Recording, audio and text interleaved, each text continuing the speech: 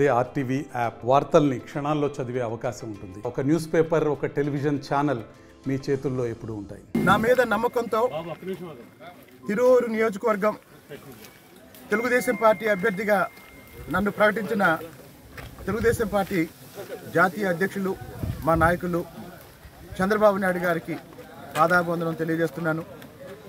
చంద్రబాబు నాయుడు గారు అప్పగించిన ఈ బృహత్తరమైన బాధ్యతని నిజాయితీగా సమర్థవంతంగా నిర్వహిస్తానికి కార్యకర్తల్ని, నాయకుల్ని అందరినీ సమన్వయం చేసుకొని తిరువూరు నియోజకవర్గంలో తిరుగులేని విజయంతో అసెంబ్లీలో ప్రవేశిస్తానని చంద్రబాబు నాయుడు గారికి ఈ సందర్భంగా ఇంకోసారి కృతజ్ఞతలు తెలియజేస్తున్నాను.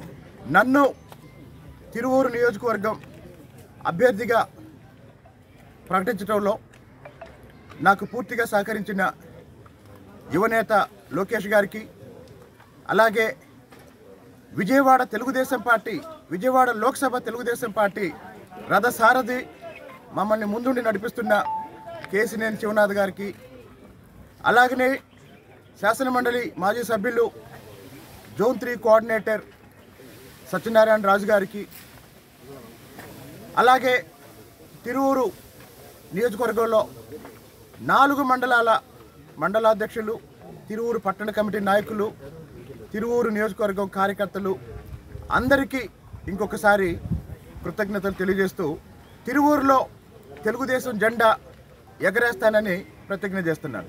మరిన్ని వీడియోస్ కోసం ఛానల్ ని సబ్స్క్రైబ్ చేయండి. లేటెస్ట్ అప్డేట్స్ కోసం వాట్సాప్ ఛానల్ ని ఫాలో చేయండి. అండ్ లింక్ డిస్క్రిప్షన్ లో ఉంది.